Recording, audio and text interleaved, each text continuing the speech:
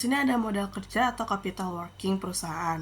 Nah, modal kerja perusahaan ini adalah investasi jangka pendek neto yang diperlukan untuk menjalankan aktivitas harian. Nah, pengukuran dan pengungkapan modal kerja pada laporan keuangan telah dianggap sebagai fungsi akuntansi yang sesuai dengan selama beberapa dekade. Nah, sehingga kegunaan konsep analisis keuangan ini diterima hampir tanpa pertanyaan. Selanjutnya ada pengembangan konsep modal kerja. Nah, konsep modal kerja ini muncul dari perbedaan antara modal tetap dan modal yang beredar pada awal abad 20-an. Nah, definisi awal ini kan menyatakan bahwa modal tetap adalah uang yang ditanamkan secara permanen. Sementara modal yang beredar itu terdiri dari persediaan perdagangan yang dapat diganti. Nah, pengadilan di Britania Raya mempengaruhi definisi ini terutama dalam konteks legalitas dividen. Nah, meskipun definisi ini tidak langsung diterima oleh para akuntan, kekhawatiran muncul bahwa masyarakat bisa salah mengerti perbedaannya. Nah, sebagai respon, akuntan Inggris dan Amerika mulai mengevaluasi dasar penilaian aset dan fokus pada sistem pencatatan ganda. Nah, sistem ini membagi laporan keuangan menjadi dua bagian horizontal. Nah, bagian atas itu mencangkup aset, modal, utang, dan penyeimbang yang mewakili perbedaan antara modal dan utang jangka panjang bersama dengan aset jangka panjang. Nah, yang bagian bawah itu mencakup aset lainnya, utang jangka pendek, dan penyeimbang dari bagian atas. Nah, lalu ada penggunaan saat ini. Nah, konsep modal kerja itu memberikan informasi yang berguna dengan memberikan indikasi terkait likuiditas entitas dan tingkat proteksi yang diberikan kepada para kreditur jangka pendek. Nah, secara khusus penyajian modal kerja dapat dikatakan menambah aliran informasi kepada pengguna laporan keuangan dengan yang pertama itu menunjukkan jumlah margin atau penyangga atau buffer yang tersedia untuk memenuhi kewajiban saat ini. Nah, yang kedua itu menyajikan arus aset lancar dan liabilitas jangka pendek dari periode sebelumnya. Dan yang ketiga itu untuk menyajikan informasi yang menjadi dasar prediksi bagi arus masuk dan arus keluar di masa depan. Nah, selanjutnya ini ada komponen modal kerja, yaitu ada aset lancar dan liabilitas jangka pendek. Nah, aset lancar ini meliputi kas, setara kas, investasi sementara, piut, dan piutang persediaan. Nah, lalu liabilitas jangka pendek ini meliputi utang, tangguhan, dan jatuh tempo saat ini. Dan sini ada aset lancar. Yang pertama itu kan ada kas. Nah, jumlah kas yang diungkapkan sebagai aset lancar itu harus tersedia untuk penggunaan saat ini dan tidak tunduk pada batasan apapun. Nah, sebagai contoh, kas yang merupakan dana cadangan itu tidak boleh dilaporkan sebagai aset lancar karena ini dimaksudkan untuk digunakan membeli investasi jangka panjang atau membayar kembali utang jangka panjang. Nah, yang kedua itu kan ada setara kas. Nah, setara kas ini adalah investasi jangka pendek yang mudah dikonversikan menjadi kas tidak relevan dengan penilaian pengguna laporan keuangan terhadap likuiditas dan arus kas di masa depan untuk mendapatkan bunga. Nah, untuk membedakan di antara manajemen kas dan kebijakan investasi, SFAS nomor 95 ini mendefinisikan setara kas sebagai investasi jangka pendek yang memenuhi dua kriteria berikut. Yang pertama itu mudah dikonversi menjadi sejumlah kas yang diketahui, dan yang kedua itu cukup dengan tanggal jatuh temponya sehingga nilai pasar relatif tidak sensitif terhadap perubahan suku bunga. Nah, contoh setara kas ini adalah investasi jangka pendek dalam tagihan Treasury AS atau commercial paper dan juga dana pasar uang. Yang ketiga ini ada investasi sementara. Nah, investasi sementara melibatkan penempatan dana yang tidak diperlukan untuk operasi saat ini. Nah, metode penilaian dapat berupa biaya historis, nilai pasar, atau biaya perolehan, atau nilai pasar terendah. Nah, beberapa percaya pada informasi biaya historis yang objektif, sementara pendukung nilai pasar menganggapnya mencerminkan nilai wajar saat ini. Nah, metode biaya perolehan atau harga pasar terendah dianggap konservatif. Pelakuan akuntansi untuk investasi sementara berkembang seiring waktu, khususnya setelah kondisi pasar saham sulit yang terjadi pada tahun 1973 dan 1974.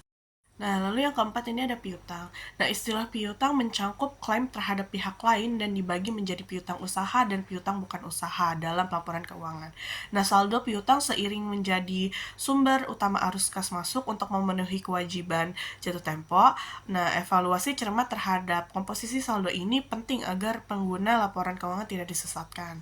Nah, meskipun idealnya setiap perusahaan melakukan penjualan tunai, kondisi ekonomi mendorong banyak perusahaan untuk memberikan kredit untuk meningkatkan penjualannya. Nah, penjualan kredit membawa risiko ketika pembayaran tidak dilakukan dan perusahaan harus mengelola piutang dengan hati-hati. Nah, piutang tak tertagih atau bad debt ini dapat dicatat dengan dua metode, yaitu penghapusan langsung ketika kerugian diketahui atau metode estimasi pada akhir periode akuntansi. Yang kelima ada persediaan. Nah, persediaan menurut APR nomor 43 itu merujuk pada komponen-komponen berwujud yang dimiliki untuk dijual dalam proses produksi atau sedang dikonsumsi dalam produksi barang atau jasa. Nah, terdapat dua alasan mengapa penilaian persediaan menjadi sangat penting. Yang pertama itu persediaan umumnya merupakan bagian utama dari aset lancar. Nah, konsekuensinya persediaan memiliki dampak penting terhadap modal kerja dan posisi perusahaan saat ini. Nah, yang kedua, penilaian persediaan memiliki dampak besar dan langsung pada jumlah laba neto yang dilaporkan. Nah, penilaian persediaan memiliki prosedur yang berbeda dari penilaian kas, setara kas, investasi sementara, dan piutang. Nah, angka yang dicatat untuk kas, setara kas, investasi sementara, dan piutang itu mencerminkan estimasi dana yang diharapkan diterima dari aset tersebut. Namun, jumlah persediaan dalam laporan keuangan tidak mencerminkan penerimaan kas di masa depan. Dan sebaliknya, persediaan itu mencerminkan nilai akuisisi dari biaya yang diharapkan akan menghasilkan pendapatan di masa depan atau yang masa mendatang. Nah, lalu ada jumlah persediaan. Nah, bisnis yang mengeluarkan laporan keuangan auditan biasanya diharuskan untuk benar-benar menghitung semua komponen persediaan sebanyak setahun sekali. Nah, ketika perhitungan persediaan digunakan untuk menentukan persediaan akhir seperti dalam sistem persediaan periodik, ekspektasinya adalah bahwa semua barang yang tidak ada saat ini telah terjual. Namun faktor-faktor lain seperti keusangan dan pencurian juga harus dipertimbangkan. Nah, ketika jumlah persediaan ditentukan dengan metode catatan perpetual, semua komponen persediaan ditabulasi saat pembelian dan penjualan terjadi. Jumlah yang dihasilkan dimuat di dalam catatan akuntansi dan jumlah persediaan yang ada harus sama, namun perhitungan persediaan perpetual tidak mencerminkan kesalahan akuntansi atau depresi persediaan karena pencurian keuangan dan lain sebagainya. Selanjutnya ada asumsi arus. Nah, asumsi arus dalam penilaian persediaan itu mencakup metode identifikasi khusus, FIFO, LIFO, dan rata-rata. Nah, identifikasi khusus cocok untuk di penjualan dengan volume rendah dan biaya tinggi. Sementara FIFO itu didasarkan pada sejumlah asumsi tentang arus akrual barang dagangan di seluruh perusahaan. Nah, LIFO ini merupakan metode penilaian persediaan yang didasarkan pada asumsi bahwa biaya saat ini harus disesuaikan dengan pendapatan saat ini. Lalu kemudian metode rata-rata adalah posisi kompromi antara FIFO dan LIFO. Ketika metode rata-rata digunakan, setiap pembelian mempengaruhi penilaian persediaan dan beban pokok penjualan. Fluktuasi pasar. Banyak akuntan menganjurkan menilai persediaan pada harga pasar untuk mencerminkan nilai saat ini. Ini berbeda dengan doktrin konservatif yang menempatkan kepentingan saat ini di atas penurunan harga masa depan. AIJPA memberikan panduan LCM untuk menghindari nilai pasar melebihi nilai realisasi bersih. Dewan mengubah panduan ini dengan lebih sederhana tetapi masih konsisten dengan karakteristik kualitatif informasi akuntansi. Kritik terhadap LCM adalah fokus pada penyesuaian ke bawah, mengabaikan keuntungan, dan menghasilkan kesalahan interpretasi dalam laporan keuangan. Dibayar di muka. Komponen dibayar di muka merupakan hasil pencatatan manfaat yang diharapkan di masa depan dari layanan yang akan diberikan, bukan aset likuid. Pengukuran biasanya terjadi ketika biaya tersebut menjadi beban sesuai dengan dua metode utama, yaitu identifikasi khusus dan waktu. Identifikasi khusus digunakan untuk komponen yang dikonsumsi seperti perlengkapan kantor, sementara waktu digunakan untuk aset tak berwujud atau hak yang terbukti selama periode tertentu seperti asuransi atau sewa yang dibayarkan di muka.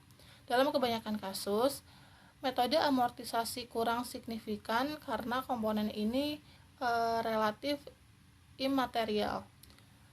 Namun jika ada pembayaran di muka yang besar, perlu hati-hati dalam memilih metode alokasi yang logis untuk situasi tersebut. Liabilitas jangka pendek. Yang pertama, utang.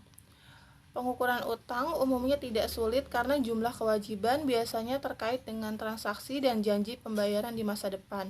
Diskon dari nilai nominal jarang dipertimbangkan, terutama pada utang jangka pendek. Namun, jika bunga tidak dinyatakan dalam wesel bayar, APB Opinion nomor 21, bunga atas piutang dan utang, mengharuskan perhitungan bunga khusus untuk jenis wesel tertentu selain wesel bayar dan utang usaha. Dividen dan pajak juga dianggap sebagai utang yang memerlukan pengeluaran saat ini. Yang kedua, tangguhan.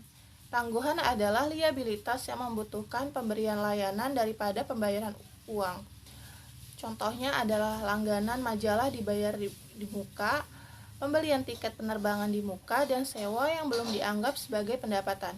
Ini mirip dengan beban dibayar di muka yang biasanya mengukur jumlah yang berbeda, yaitu pendapatan. Penempatan tangguhan dalam liabilitas jangka pendek telah dikritik karena tidak memiliki pihak pengklaim. Tetapi ini biasanya tidak berdampak besar pada laporan keuangan kecuali tangguhan sangat besar. Perusahaan harus berhati-hati agar tidak melaporkan tangguhan sebagai pendapatan sebelum benar-benar diperoleh dan untuk memastikan tangguhan tidak digunakan sebagai penyisihan tambahan untuk akun yang tidak dapat ditagih. Yang ketiga, jatuh tempo saat ini. Liabilitas dapat berubah dari jangka panjang ke klasifikasi saat ini seiring berlalunya waktu tergantung pada pembayaran utang. GAAP-AS mengatur bahwa pembayaran utang jangka panjang dalam periode saat ini harus diklasifikasikan sebagai liabilitas jangka pendek. Namun, tidak semua jatuh tempo saat ini diklasifikasikan demikian. Tergantung pada cara penarikan dana atau penerbitan utang jangka panjang. Klasifikasi yang tepat penting karena dapat mempengaruhi modal kerja dan jika tidak ditangani dengan baik, perusahaan bisa mengalami kelemahan dalam modal kerja dan kehilangan sumber modal di masa depan. Manajemen modal kerja. Yang pertama itu faktor internal yang meliputi ukuran perusahaan dan tingkat pertumbuhan, struktur organisasi, kecanggihan manajemen, modal kerja, posisi atau aktivitas atau kapasitas peminjaman dan investasi. Lalu yang kedua, faktor eksternal yang meliputi layanan perbankan, suku bunga, teknologi baru dan produk baru, ekonomi dan pesaing. Manajemen modal kerja adalah penilaian likuiditas perusahaan dipengaruhi oleh lamanya siklus operasi. Siklus operasi yang panjang menuntut likuiditas yang lebih besar. Efektivitas modal kerja bergantung pada siklus operasi, perbandingan dengan industri sejenis dan perusahaan sejenis. Masalah likuiditas bisa timbul dari konversi aset lancar ke kas yang terlambat atau kerugian akibat kredit macet. Beberapa rasio yang berguna dalam mengevaluasi likuiditas perusahaan mencakup modal kerja, rasio lancar, rasio cepat, arus kas dari operasi ke liabilitas jangka pendek, rasio perputaran piutang usaha, rasio perputaran persediaan, dan rasio perputaran utang usaha. Namun, menghitung jumlah modal kerja memiliki keterbatasan karena tidak memfasilitasi perbandingan dengan standar industri atau perusahaan lain dan jumlah yang cukup untuk satu perusahaan mungkin tidak mencukupi untuk yang lebih besar. International Accounting Standard (IASB) telah mengeluarkan sejumlah pernyataan terkait masalah-masalah berikut yang mempengaruhi modal kerja. Yang pertama itu penyajian aset lancar dan liabilitas jangka pendek dalam revisi IAS nomor 1, penyajian laporan keuangan atau presentation of financial statement.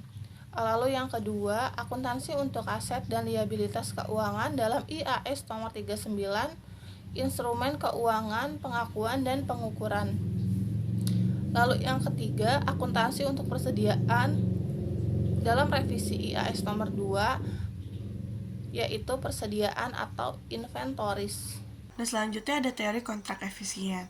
Nah, teori kontrak efisien ini mempelajari tentang peran informasi akuntansi keuangan dalam memoderasi asimetri informasi antara pihak-pihak yang melakukan kontrak sehingga memberikan kontribusi terhadap kontrak dan pengelolaan yang efisien dan juga tata kelola perusahaan yang efisien.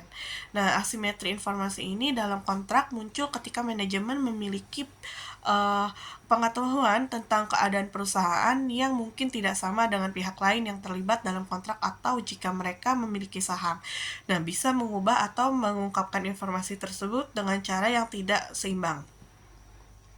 Selain itu, tindakan manajemen dalam menjalankan perusahaan tidak dapat secara langsung diamati oleh pihak luar. Dalam kedua situasi ini, pihak luar yang terlibat mencari informasi akuntansi sebagai sarana untuk melindungi diri dari potensi eksploitasi. Kemudian ada sumber permintaan kontrak efisien atas informasi akuntansi keuangan. Nah, yang pertama ini ada pemberi pinjaman. Nah, kontrak hutang merupakan sumber pembiayaan penting bagi sebagian besar perusahaan. Nah, sementara keamanan utama bagi pemberi pinjaman seperti pemegang saham adalah kinerja masa depan perusahaan.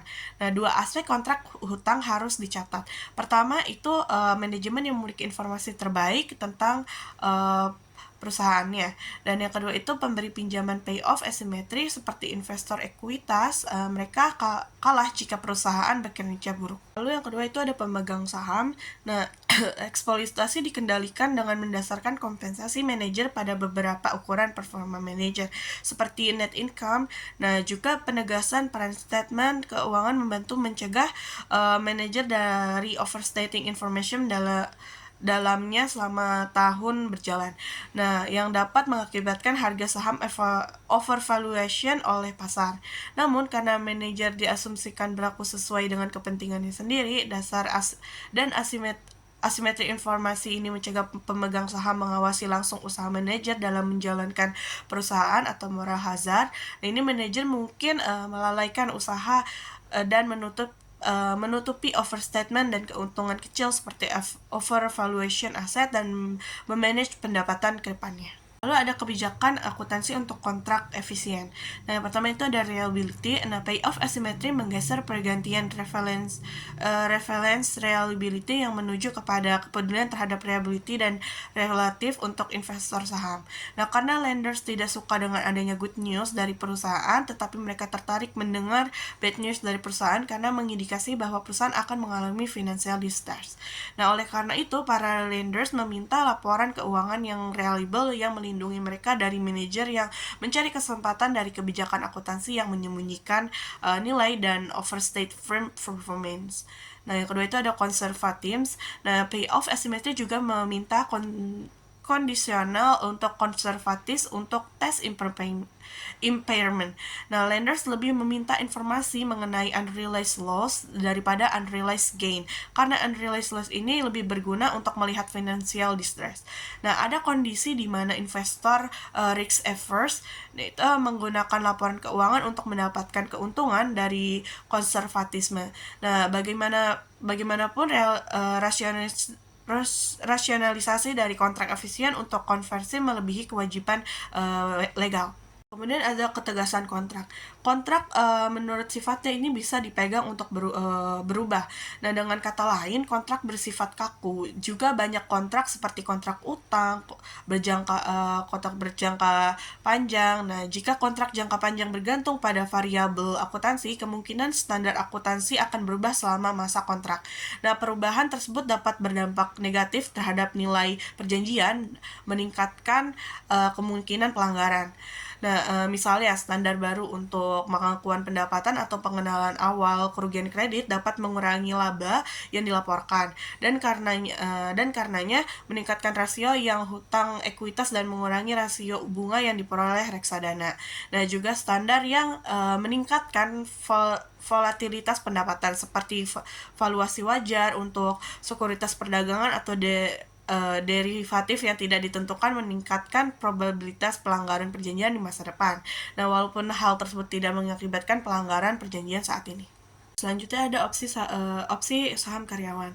Nah, bidang pertama konsekuensi ekonomi adalah akuntansi untuk opsi saham yang dikeluarkan bagi manajemen, dan dalam beberapa kasus bagi karyawan lainnya memberi mereka hak untuk membeli saham perusahaan dalam jangka waktu tertentu. Nah, hal ini disebut employer stock option atau ESO. Nah, akuntansi untuk ESO ini mewajibkan perusahaan mengeluarkan ESO dengan nilai tetap untuk mencatat biaya yang sama dengan selisih antara nilai pasar saham pada tanggal pemberian opsi kepada karyawan dan harga pelaksanaan opsi tersebut. Nah, kebanyakan perusahaan yang memberikan ESO ini menetapkan harga pelaksanaannya sama dengan nilai pasar pada tanggal pemberiannya. Nah, sehingga nilai intrinstiknya nol.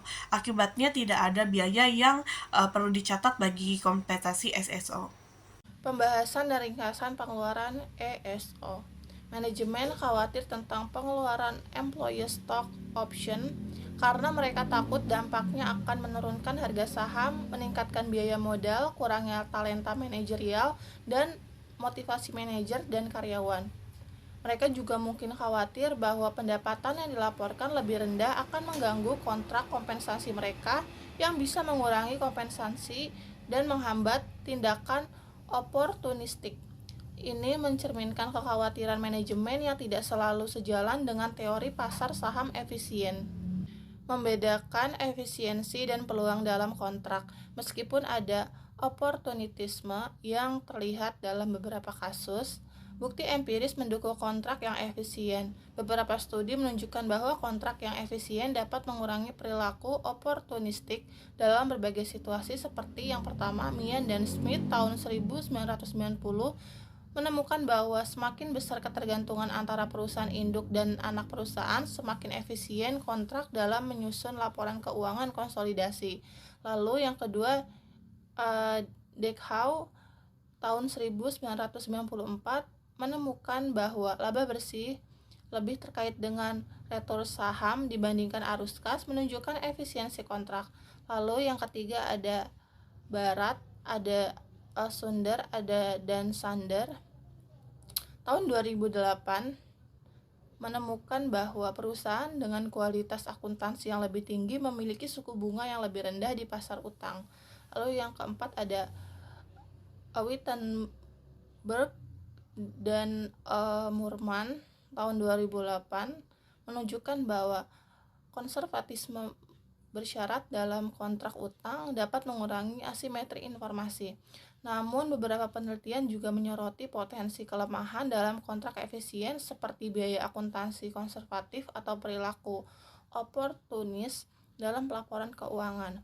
Artinya, meskipun kontrak yang efisien dapat meminimalkan oportunisme, masih ada tantangan dalam memastikan ketaatan terhadap kontrak dan pelaporan yang tepat.